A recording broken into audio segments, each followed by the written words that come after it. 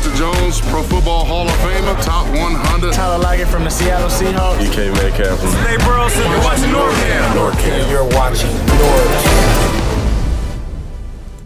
Hey, what's up, everybody? This is NorbCam coming at you on this Tuesday edition of NorbCam. And, this is a time of the year now where, we're in kind of that lull. We're between training camp hasn't started yet, but, this NFL season yet to be determined. Are there going to be games? Is it going to start on time? Will there be fans in the stands?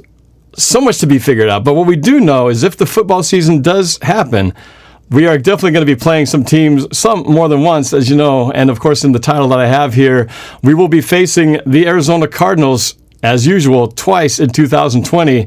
And they're a team that I had circled as I think they are going to be much improved from last year, possibly even a threat to the NFC West, maybe Seattle. I always have to give them the benefit of the doubt that Seattle could be the number one in the NFC West, and perhaps the Cardinals take a step above the 49ers. I'm just saying, I think it's a possibility, but there's only one way to find out really a little bit more on the inside of what the Cardinals are going to look like in 2020. I got to kind of hear it from somebody who knows the Cardinals better than most people do. And so today I'm very excited to bring on a very special guest right here live on NorbCam. Please, everybody, welcome. This is Michael. He is known as the AZ Sports Fan. You can find him on Instagram at the AZ Sports Fan and on Twitter at the AZ Sports Fan 1. And his link to his YouTube channel, which he goes by AZ Sports Fan, is in the description below as well. So please, everybody, give a warm welcome to Michael. Michael, it's great to have you on the show. Welcome to NorbCam. How you doing today? Appreciate it, man. Thank you so much. I'm doing good, man. Doing good. Just trying to stay cool in this summer scorching weather here, but I'm doing very, very good. Yeah, I have a friend. I actually played golf, something I don't do very often, but a friend of mine who had just moved to Arizona a few weeks ago. He came back, and we had to get together for one last time before he goes back there for a while. And he told me the weather down there has been like close to 110. Is that right? Yeah, that sounds about right. Yeah, 110 right now. I think we're pushing around like 112. So it's normal around these parts. Just don't go hiking. Just stay indoors in your AC. You should be fine. But yeah, it's pretty hot. That's a little too hot for me. It was like high 70s, almost 80, and that's perfect for me. I don't need it any hotter than that. But man, 110, that's just crazy. Hey, I want to thank everybody who's in the chat. I see a lot of people in there, and I understand there might even be a few Arizona Cardinals fans that Michael himself might have sent this way. So I appreciate you guys watching here. Feel free to send in if you got some questions. That'd be great. You can put them in the chat. If you super chat it, even a better chance that we're going to see your question, and we'll definitely answer those. Any questions that you might have for my guest Michael, talking again about the Arizona Cardinals in 2020. And again, make sure you love it if you would like this video here. Go check out his channel, hit like and subscribe to his as well. And, this is a collaboration, first time collaborating right here, and I'm excited to do future ones with you, Michael. So since this is the first time, I want to give the opportunity for you to kind of introduce yourself, let people get to know you a little bit. So tell the audience a little bit about, who are you? How did you become an Arizona? Are you just a Cardinals fan, or are you everything Arizona sports? Just kind of give the lowdown, the elevator pitch on how you got to be to this point where you got your YouTube channel, and what is it that you do, Michael? Awesome. No, thanks, man. Thanks for the opportunity. So basically, I'm an everything Arizona fan. Diamondbacks, Coyotes, and as well as the Suns. But I mean, they're kind of the least favorite of mine. But Arizona Cardinals has always been like the first, I guess, love, you know what I mean, as far as sports goes. It's always going to be the team that I'm always following ever since I was, born and raised here in Phoenix, Arizona. So I decided to make this YouTube channel because a lot of the times I feel like the national people don't give the Arizona Cardinals love, and I get it. Like, I understand why they don't give them love, but I still want to hear like what their thoughts and ideas are. So because of that whole scenario, I just kind of took it upon myself to just make a YouTube channel about it. So I started last year in the summer. It was July when I started my first video, and so far we're still a small channel, but we're growing every day. So I'm super stoked about how like receptive a lot of the community is towards the channel.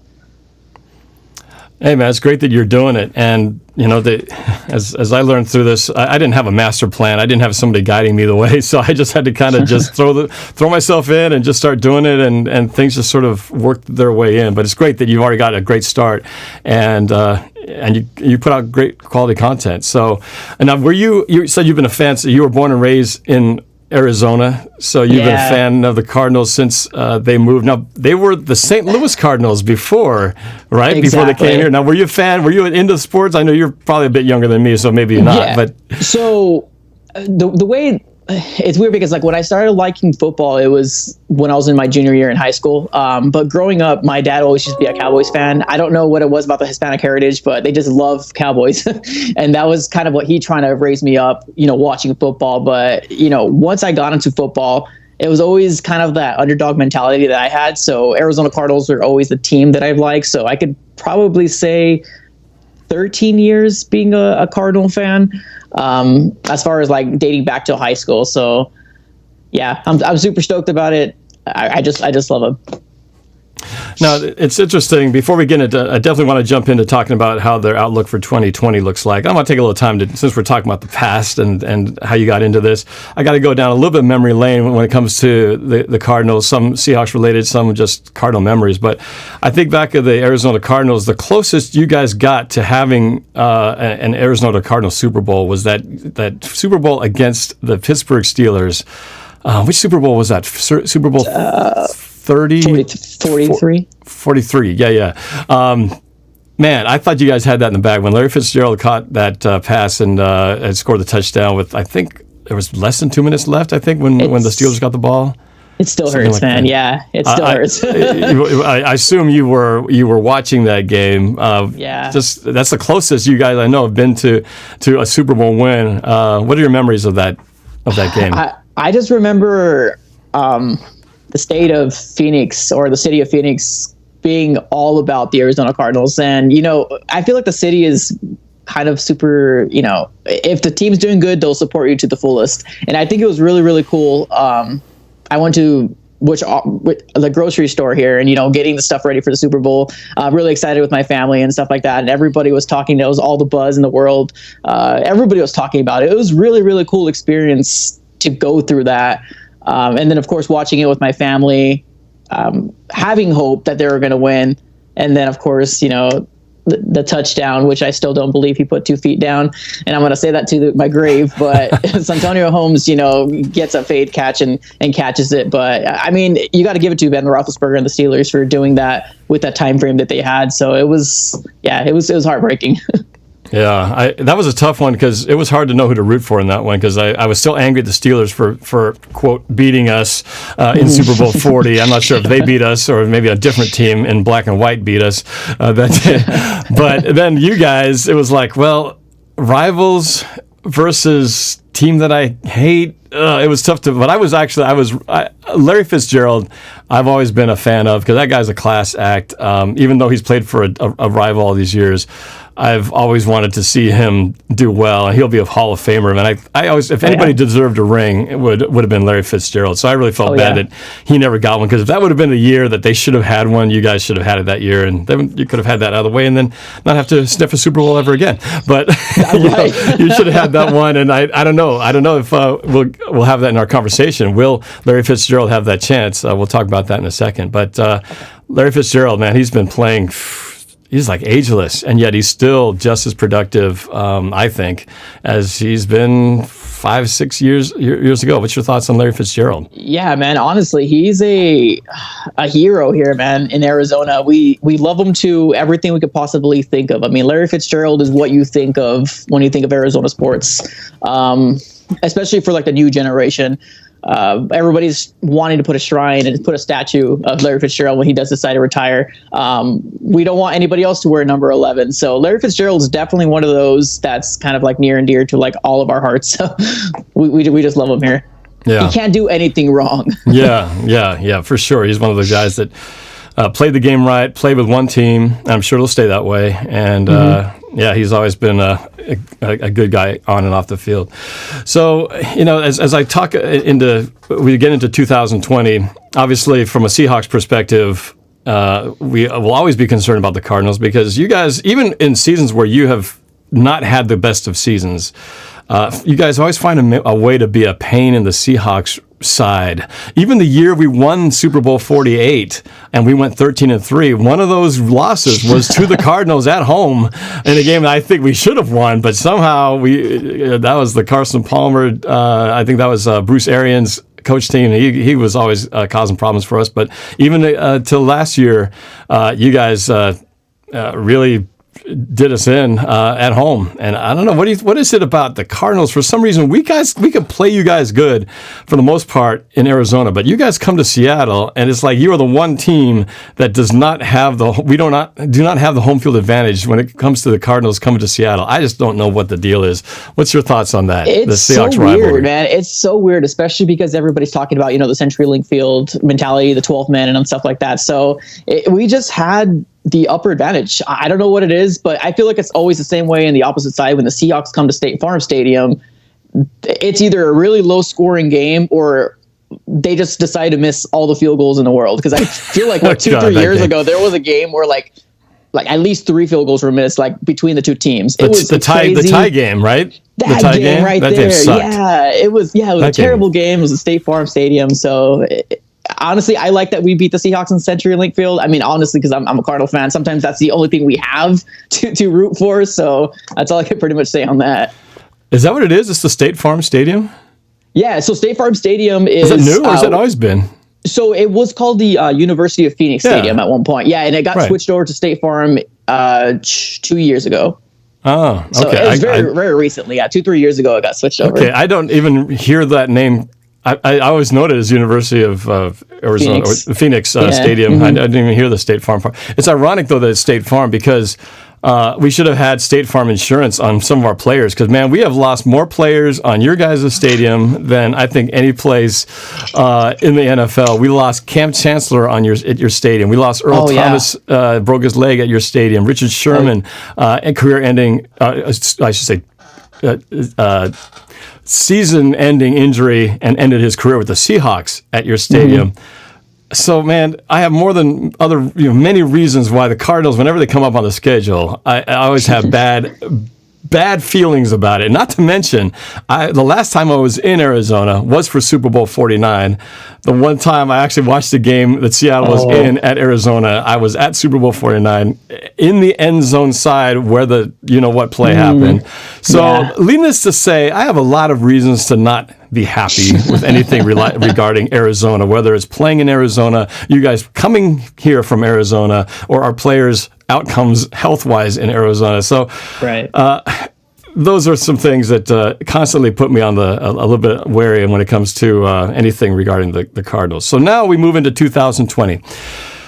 You've got Kyler Murray on his second year with the team after a pretty productive season. But now the big offseason splash I think everybody's talking about is DeAndre Hopkins moving from the Texans to the Cardinals. So let's get into it, man. Let's talk about 2020. Let's start. You did a video about your expectations for DeAndre Hopkins, I guess, or Kyler Murray, actually. Let's talk a little bit about him. I think it starts with the quarterback.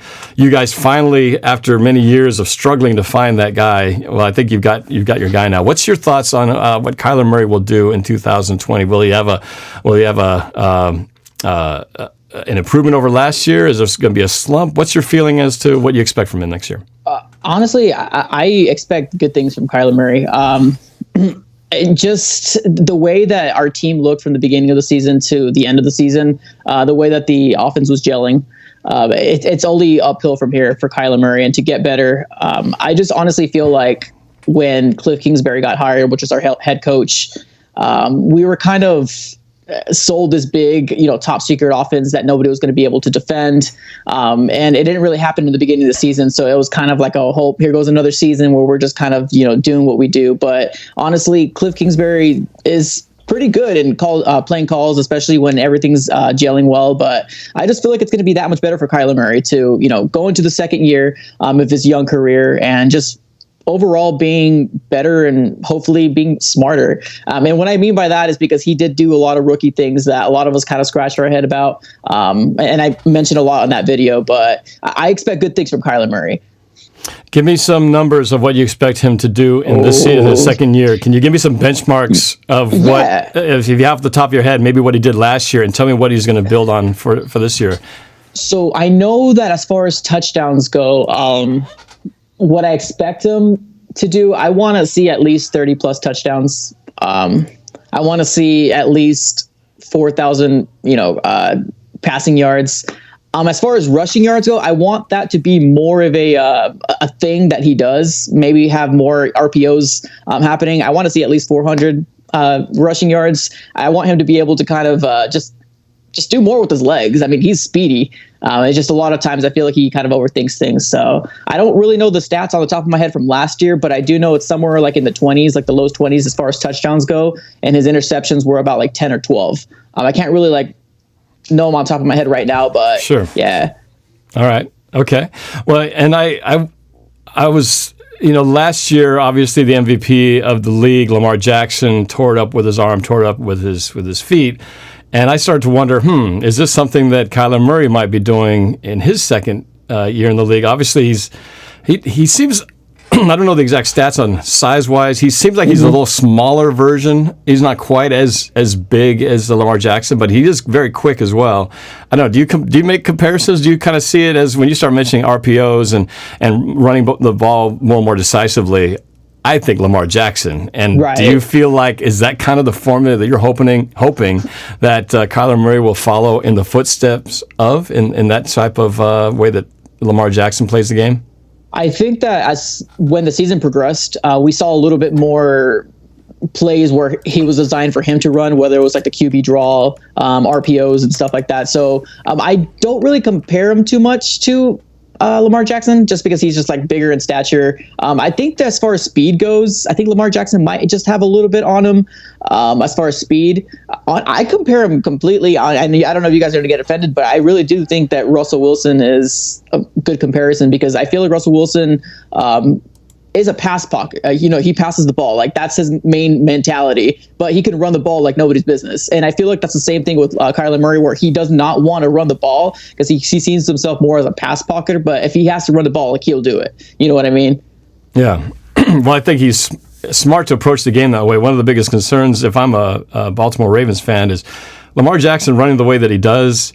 At some point, that's going to catch up to him. And if ever it comes to a point where he misses games due to injury, whether it's short-term or long-term, that would not be good. And that's one thing Russell Wilson has been really good about, is he's been, as you know, probably, that he has not missed a game his entire career with the Seahawks. Yeah. And that is hard for anybody to say on any position, less one that he runs as much as he has.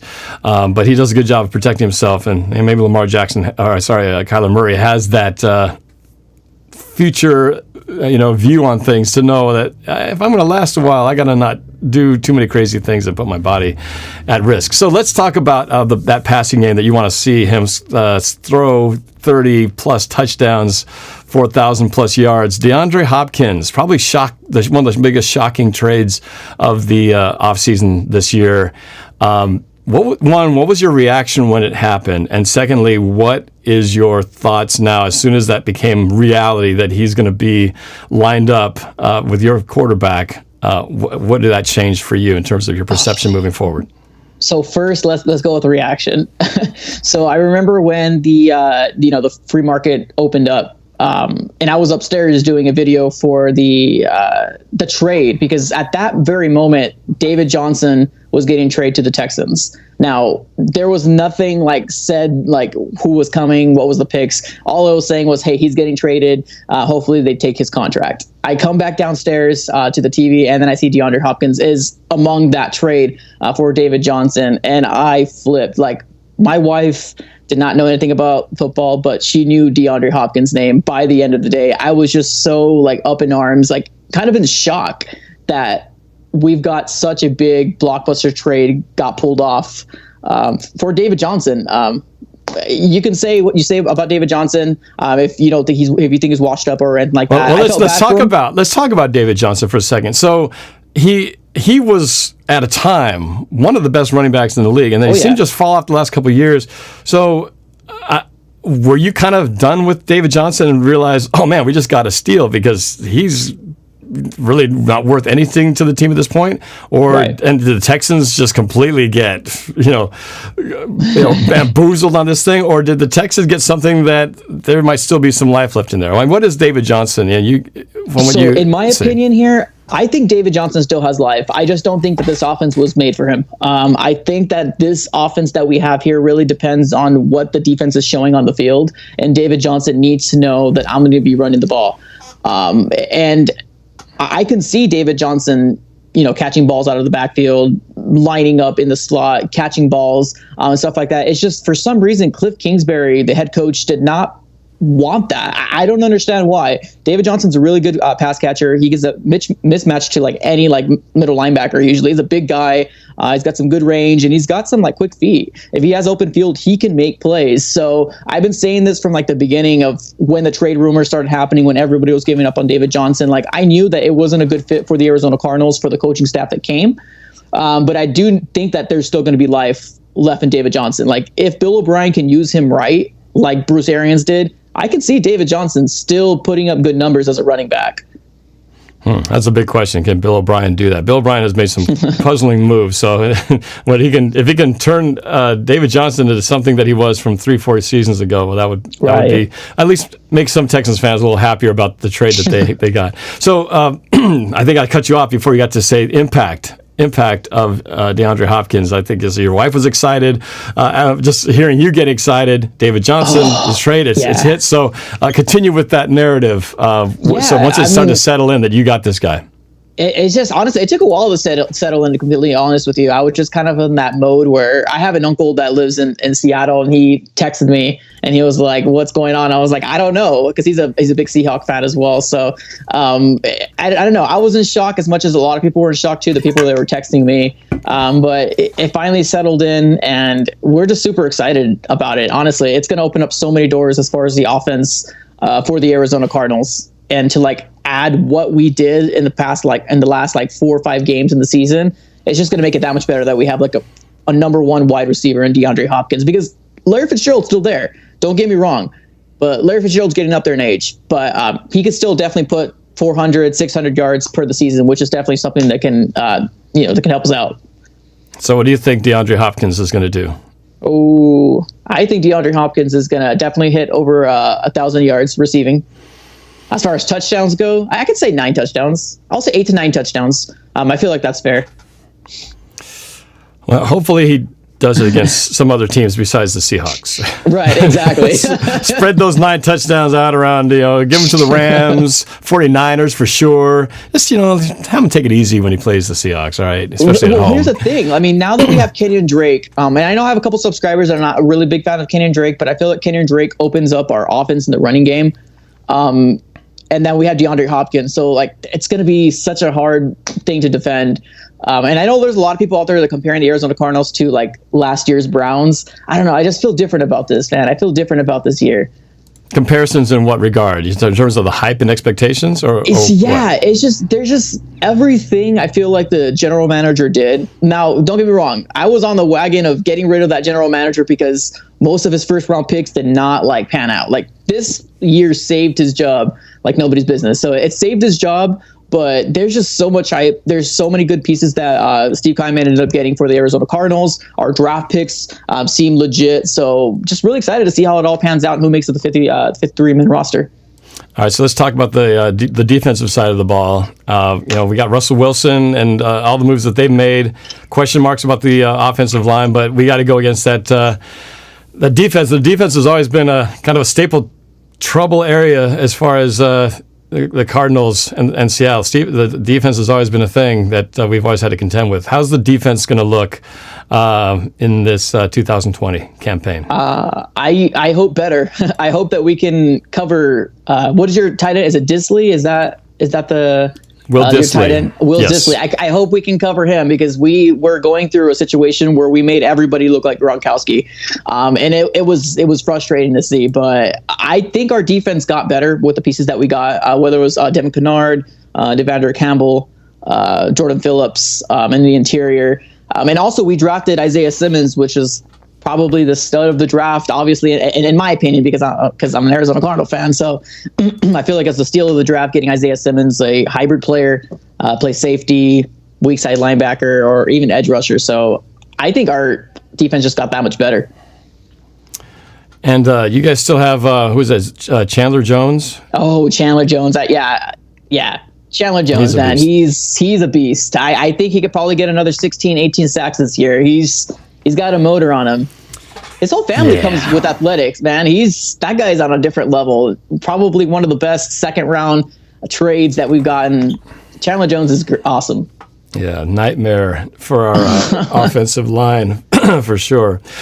So all that said and done, let's talk about how do you think they're going to do next year? Let's talk record. Put your money where your mouth is. Remind me what they were last year, and tell me what you think they're going to be in 2020. Last year we were 5-10-1. This year, I honestly think we're going to be 11-5. 11-5. Whoa! Kid you not? Yeah, kid you not? Yeah, man. I think we're going to be the Cinderella story from worst to first. I mean, maybe not in the division. I understand our division's like one of the hardest divisions out there. I'm not going to take away from the Seahawks from what, the San Francisco 49ers did. I think the 49ers will probably have a hangover slump. Maybe not be as big, especially because they just lost Deebo Samuels. I'm not even sure like when he's coming back, but I don't know. I really do have high hopes for the Arizona Cardinals. No joke. 11-5. You're saying it right here. 11-5 in 2020. Well, that would be a huge turnaround. Well, I can't say I'm disagreeing too much with you, because in the shows a few weeks ago, we were talking about just kind of guessing where the NFC West was going to finish, and I kind of boldly stated that I thought that it's very possible that in a tight NFC race that Seattle could be like 12-4, the Cardinals could be 11-5 and edge out the Super Bowl slumping 49ers and end up at like 10-6 or 9-7. And then you got 1-2, Seattle and Arizona, Battle of the Birds, baby. Oh, man. I don't know. I'm kind of thinking that that's a possibility. And obviously this was like right on the heels of the DeAndre Hopkins trade. So I was all thinking, oh my God, we got to deal with this guy now. So I don't know. We'll see. It's going to be interesting to see how all the teams, the NFC West, I think still is one of the best divisions in football. Cardinals are definitely improved. Seattle, I think is always going to be in the mix. The 49ers, even though they lost some players, they got some amazing players on there. It's going to be just interesting to see how, Jimmy G still has question marks, I think, floating around with him, and and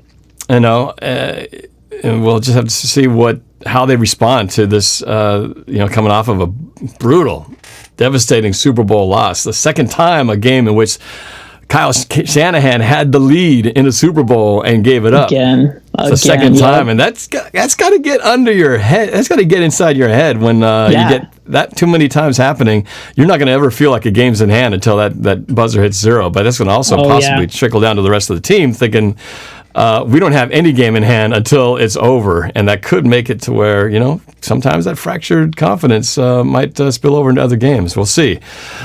You and I will both be hoping for that, since we both don't care for the 49ers here.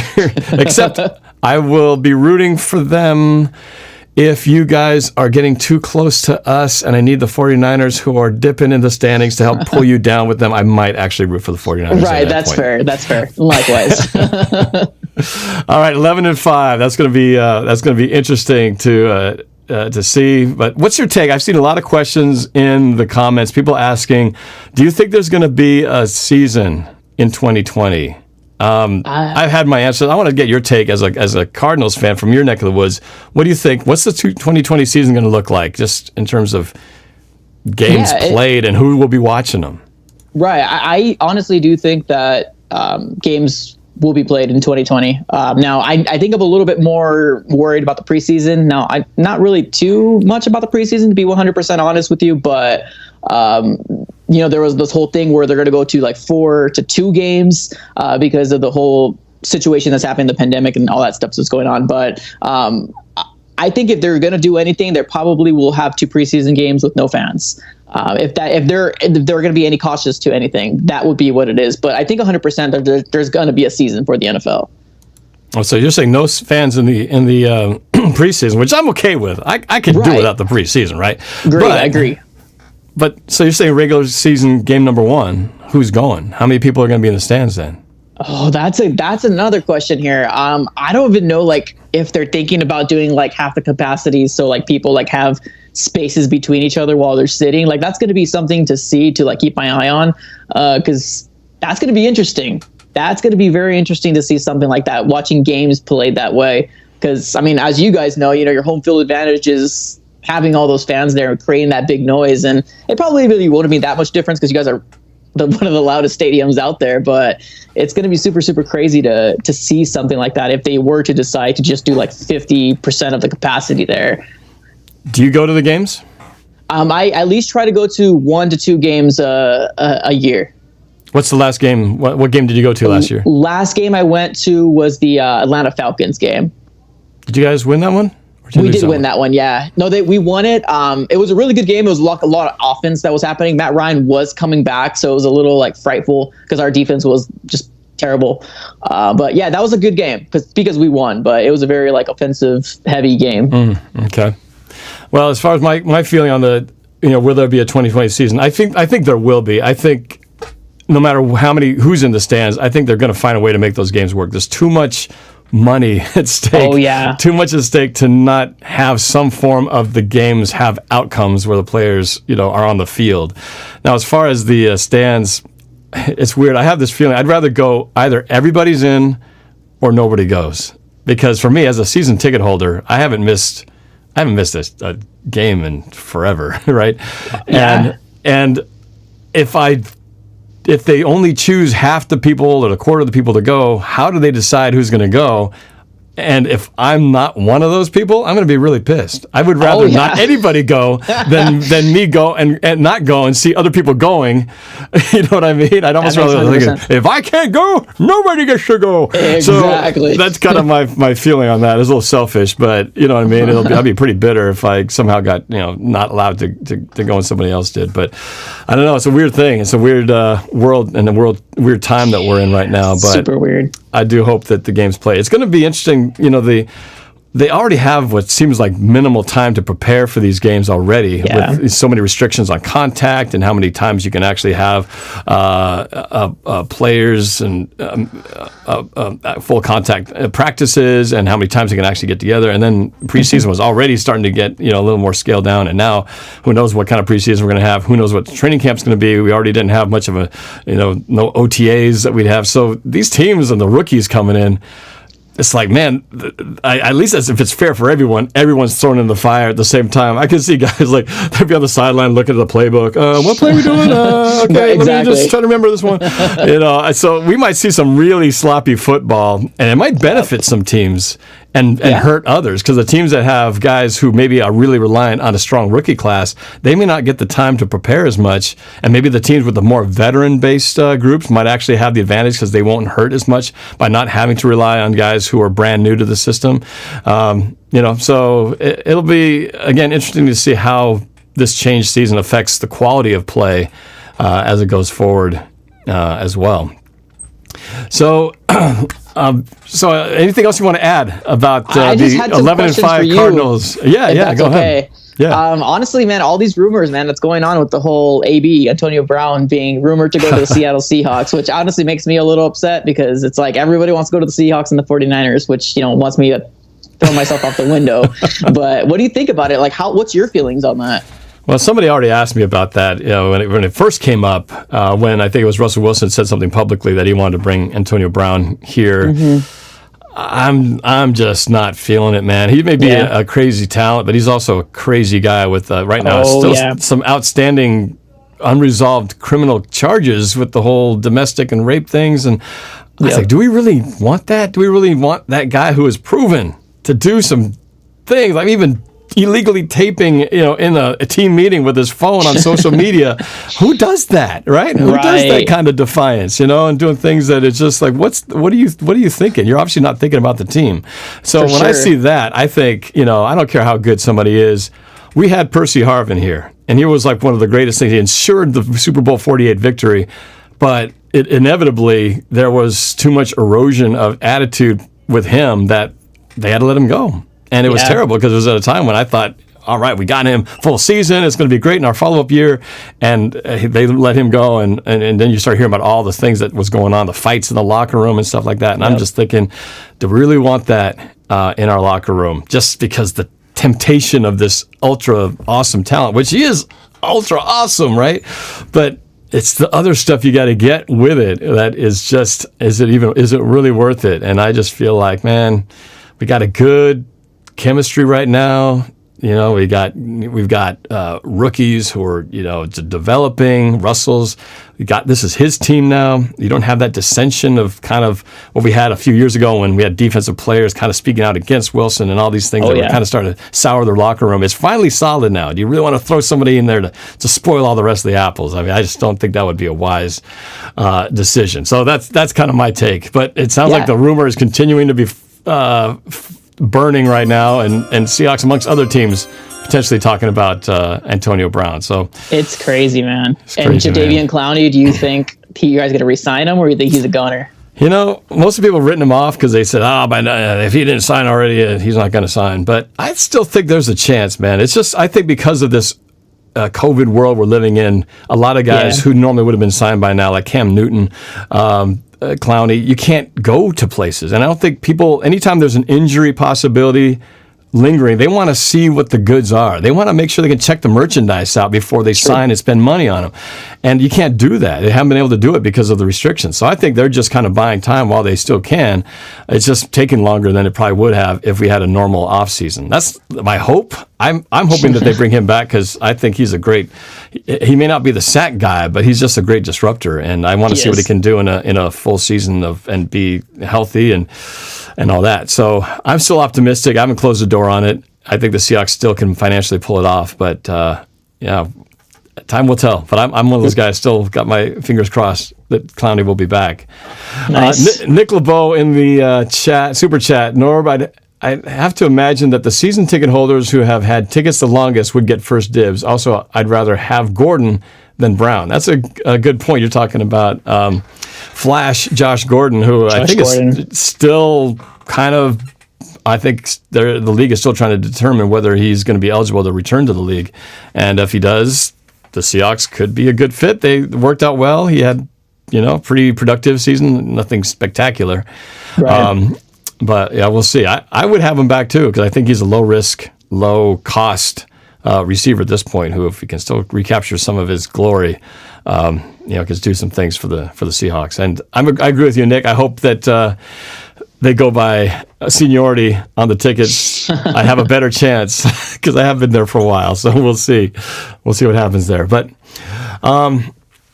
Well, one thing I do want to talk about is really part of the reason why you and I are doing this collaboration is because we have been brought together by something that's pretty exciting.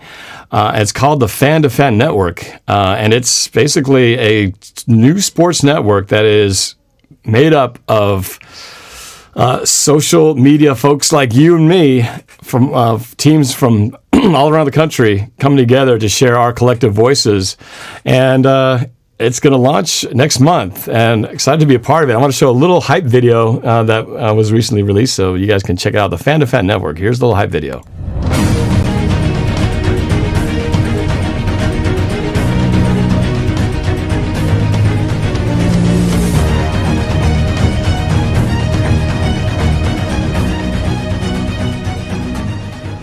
So there we go, the Fan-to-Fan Network. I have the information. It's in the description. They're going to be utilizing Twitch actually as a platform for many of the live streaming features that they're going to have. But really, it's going to be it's pretty exciting. It's like like ESPN and NFL Network. Everybody has their beat writers for each team. And you and I are going to be representing our teams in this network and contributing to the website, as well as collaborations like this. And just anytime breaking news, it's going to be all kind of centrally, uniformly put out there. So I'm pretty excited. What's your thoughts on Fan-to-Fan Network, man? It's a pretty Honestly, cool thing. I'm stoked about it. When I first started YouTube, I always thought to myself, like, how cool would it be to have a community for like everybody to like talk amongst each other. I wanted to build that in my mind, but I knew it was such a big project. But I'm super happy that it's getting built right now. It's a really exciting thing. It really is, because you're getting the information not just from people with like the suit and tie. You're getting people who love their team to the core. I mean, so it's really exciting to see reactions. I always love to see reactions, especially for like draft. It's cool. I'm super stoked about it. It's going to be really, really awesome to do. Yeah, and the name kind of says it all, fan-to-fan network, the voice that fans deserve. This is really, it's from fans like us for fans like all you guys who are watching this right now. And because you get kind of the polished version from the networks out there, and this is kind of the raw fan level from guys like us who just really diligently follow our teams and come at it from just more like on the same level as you are. We're just passionate fans who like to utilize this platform to share our thoughts about our team, and everybody else kind of contributes in the same way. So I'm definitely excited about it, and just even to be collaborating with someone like you. I didn't have an Arizona Cardinal person, and now here we are, thanks to Fan to Fan, and this is the start of just many awesome things to come. Definitely excited as this 2020 season is about to start. The network is going to be rolling, so by the time the season starts, we should be all over it. So it's going to be it's going to be a pretty especially cool when the season comes in, man. We're going to have just a way to communicate with each other. I mean, there's nothing like the Friday, the Saturday before the game, and we can get on with each other and just kind of like just talk, hash it out, and see what happens. And I'm just super stoked that we can finally have somebody to communicate with. It's really exciting. It's very cool. So check it out. Look it up. Again, the links are in the description, but it's on Instagram, Fan to Fan Network. I think they have the initials at FTFN. The Twitch link is also in there. You can already get a jump while they're not putting content out yet. You can already get on the channel, so when it does happen, you'll be notified immediately. And we're going to have the website, YouTube channel, all that kind of stuff, Instagram, all the social channels will be out there. So, and we'll be all contributing to it. So it's going to be pretty fun. So keep an eye on it, guys. It's going to be a great thing. So, all right. Again, I'm going to say thank you to my guest, Michael, for being part of the show, the AZ Sports Fan. You guys can, again, look it up. His credentials are on the screen and in the description as well, at the AZ Sports Fan on YouTube, Instagram, and on Twitter at the AZ Sports Fan 1. Any last things, Michael, you want to say before, just to the viewers? I have a lot of Seahawks fans here who have not seen you before, so anything you want to say that you might want to just kind of shed some light on what you do on your channel? Honestly, I'm really stoked. I mean, I'm just kind of stoked to get this opportunity just to be on your channel. I've actually been watching your channel since like before I started doing YouTube, because I kind of like love watching how fans react to if they win, if they lose, what they feel like is good for the team. So it's really cool to just get on this platform and just kind of, talk football. So just a passionate guy, honestly, passionate Arizona Cardinal fan that has a lot more sad times than happy times. But honestly, it's like ride or die for me. There's no way I can not rep the Arizona Cardinals, even if we have 2 miserable seasons.